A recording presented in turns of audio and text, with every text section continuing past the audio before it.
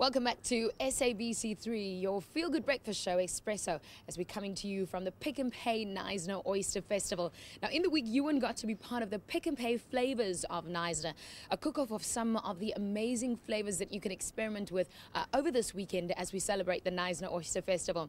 Let's take a look. What a nice and cozy atmosphere. I'm here at the Pick n Pay Knysna Oyster Festival, and of course one of the main attractions, the flavors of Knysna, where the top restaurants in and around the area go head to head, battling it out for the recognition of the judges creating their signature dishes, of course with the main ingredient being oysters. Celebrating 3 decades this year, I now understand why the festival is hailed as the best days of winter. SA's retail giant is of course proud to be a sponsor. So of course here I am with Mr. Malcolm Mycroft from Pick n Pay, just telling us about what is happening here tonight. Malcolm, nice to have you with us tonight, Yes, and nice hello, to welcome. be here. Thank you very much for coming. You know, tonight's about the flavors of Knysna.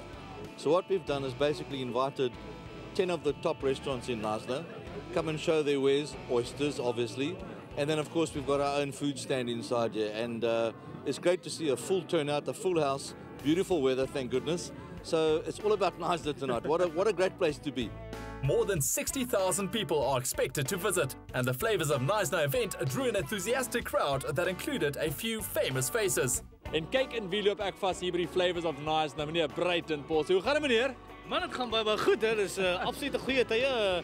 Mense is almal baie vriendelik en ek moet sê wat 'n fees, man. Ek was laas jaar gewees, eerste keer soos my tweede keer, en hulle sê as jy hierdie fees bygewoon het, wil jy aan mekaar terugkom, so baie bevoorreg om weer terug te kan kom, ja.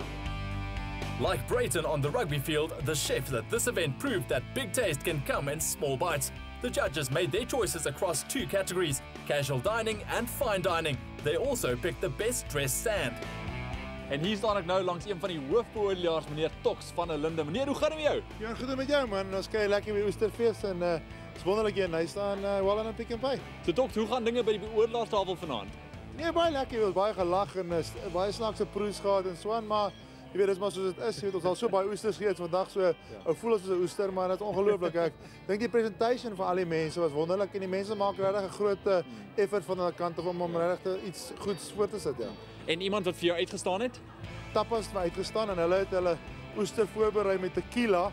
So dit was nice. So ja, inderdaad. En almal het regtig iets probeer, maar hulle het vir my veral met casual dining uitgestaan. Fine dining dalk die gieter het vir uitgestaan. Ek onthou hulle van laas jaar. Hulle maak altyd 'n groot storie van hierdie Knysna Oesterfees. So hulle was wonderlik geweest, ja. Chef Coco Reinhardt from La Salle de Pazula won the fine dining category, while Andrew Corky from Tapas and Sirocco restaurants won the casual dining category. Del Hadlow from Firefly walked away with the award for the best dressed stand. It looks good. Well, it can't be easy to create a winning recipe. The story goes that Andrew and John ate about 80 oysters to create a winning recipe, and they're sharing it and showing us how to prepare their winning dish of tapas, tequila oyster, that won the best casual oyster at the Pick n Pay Flavors of Knysna event on Wednesday night.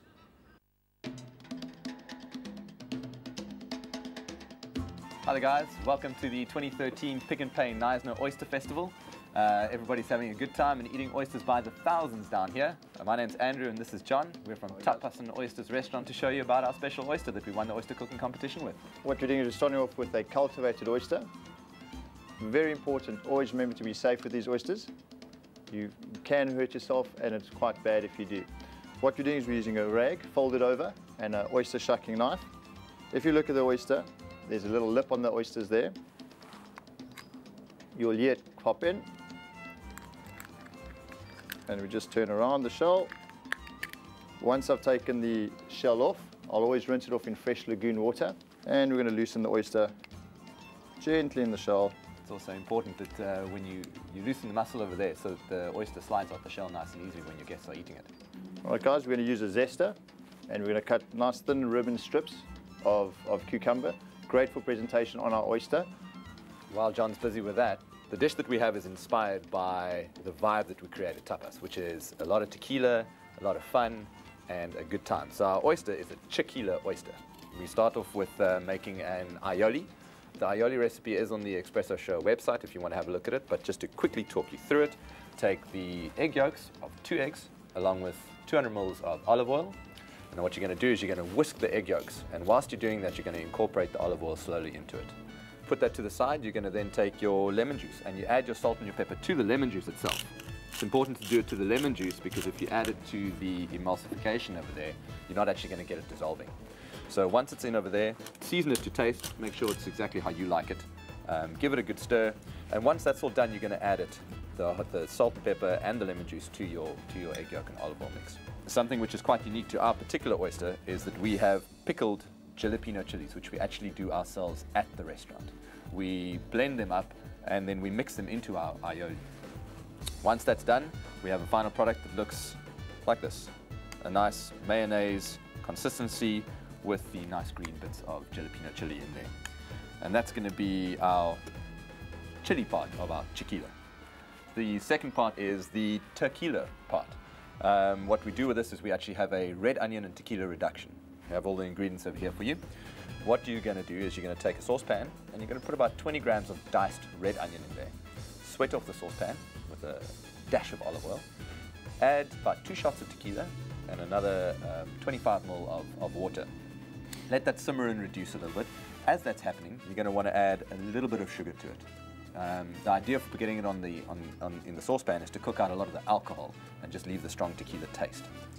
Once you've reduced it enough and you're tasting as you go to make sure that you get the right taste that you want, you take it off the heat, and as it's cooling down, what we find really makes it fantastic is if we mix a little bit of apricot jam in as the liquid is actually cooling itself. This gives it a nice rounded taste. Once that's all done, you're going to find that you're going to end up with a product that looks similar to this consistency. It's going to have a nice tequila bite to it and a good little sweetness to it as well, which is going to be nice and round for your oyster. Now that Andrew's done the two additions to the oyster, I'm going to show you how we're going to dress this oyster up. Remember, I loosened the oyster first of all. That's going to give us a nice presentation and easy access for your guests to have at home. I'm going to take Andrew's fantastic little tequila-based reduction here, and we'll just drizzle on slightly, covering the whole oyster. Then we're going to take some of our jalapeno chili mayonnaise. You can always put a little bit more, it's a great little sauce. Then what we're going to do is we're going to take some black pepper, crack that over the two sauces there. Once you've done that, that cucumber zest that I was using earlier, use the cup of your hand, just roll it slightly, and to crown it off, we'll take some salmon roe. Use the edge of your knife. It's really for a little bit of balance of flavors there, not to overkill the dish. Remember, the oyster is the star of the dish. And there we have it, a tapas chiquila oyster. As you can see, I've put in a bowl of crushed ice. I prefer serving it on crushed ice. It just keeps the shell and the oyster nice and chilled, which is the best way to eat an oyster, ice cold. Guys, to get our chiquila oyster recipe, SMS oyster to 33728, and you can enjoy these oysters at home and impress your friends with them. Cheers. Chiquila oyster. That's right. By supporting businessmen like Sibusiso Chabalala and his Berry Hill Trading Company, that's where we found goodness. Pick and Pay, always there for you.